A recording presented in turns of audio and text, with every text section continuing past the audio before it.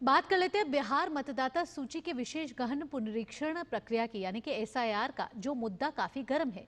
इसे लेकर विपक्ष जमकर बवाल मचा रहा है। तेजस्वी यादव ने तो चुनाव बहिष्कार की धमकी तक दे डाली है। बिहार विधानसभा में भी इसकी गूंज सुनाई दे रही है। इस मामले पर सत्ता और विपक्ष आमने सामने है।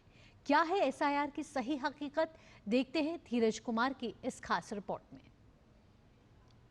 बिहार में चल रहे विशेष गहन पुनरीक्षण अभियान को लेकर विवाद लगातार गहराता जा रहा है। इस मामले पर सत्ता और विपक्ष आमने सामने है। विपक्ष चुनाव आयोग की एसआईआर की प्रक्रिया पर सवाल उठा रहा है। इस बीच अब चुनाव आयोग का बयान भी सामने आया है। चुनाव आयोग का कहना है, क्या एसआईआर के मुद्दे पर उसे विपक्ष के खिलाफत से डर जाना चाहिए? क्या उसे मरे हुए मतदाताओं, बिहार से बाहर चले गए लोगों या फिर फर्जी तरीके से वोट डालने वालों को नजरअंदाज कर देना चाहिए?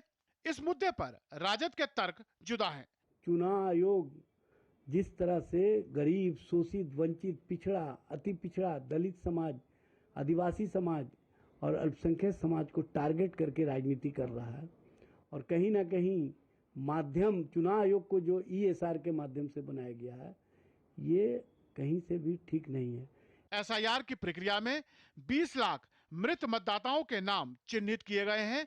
28 लाख ऐसे मतदाताओं के नाम जुड़े मिले हैं जो स्थायी रूप से प्रवास कर चुके हैं। 7 लाख मतदाताओं के वोट एक से अधिक स्थानों पर दर्ज हैं। 1 लाख मतदाताओं का कोई अता पता नहीं है। 15 लाख मतदाताओं के फॉर्म अभी तक वापस प्राप्त नहीं हुए हैं। आखिर चुनाव आयोग के आंकड़े पर राजद को बेचैनी क्यों है? तेजस्वी जी को अपनी हार जो दिखाई पड़ रही है, इसके चलते तेजस्वी जी चुनाव का बहिष्कार करने की कोशिश कर रहे हैं। शायद ये भूल रहे हैं कि जो चुनाव आयोग ने आंकड़ा दिया है, जैसे 20 लाख की बात करें तो मृत पाए गए हैं। भाजपा ने दावा किया है कि नेता प्रतिपक्ष एक आदमी का नाम बताएं जिन्होंने 2024 में मतदान किया और 2025 की मतदाता सूची से उनका नाम हट गया है। तेजस्वी प्रसाद यादव हताश, निराश, परेशान और उदास हो चुके हैं। बिहार की जनता ने उन्हें नकार दिया है।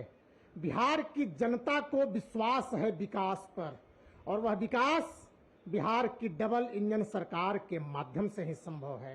लोकतांत्रिक दृष्टि से यह कार्य काफी उपयोगी और महत्वपूर्ण है, क्योंकि एक लोकतंत्र में मतदान का अधिकार भारत के सभी नागरिकों को है। मतदाता पुनरीक्षण का कार्य जो अभी चल रहा है, बहुत ही अच्छा इसको कहा जा सकता है हमारे भारत के लिए और हर राज्य के लिए। चुनाव आयोग अपने बूथ स्तर के अधिकारियों और राजनीतिक दलों के बूथ स्तर के एजेंट के माध्यम से प्रत्येक मतदाता तक पहुंचने का प्रयास कर रहा है। अब ये जिम्मेदारी तेजस्वी यादव की है कि वो साबित करें कि मतदाता सूची में किसी व्यक्ति का नाम गलत तरीके से डाला गया है या किसी व्यक्ति को गलत तरीके से हटाया गया है, या तेजस्वी यादव एसआईआर को सही माने। कैमरामैन शिव सुमन के साथ धीरज कुमार, डीडी न्यूज, पटना।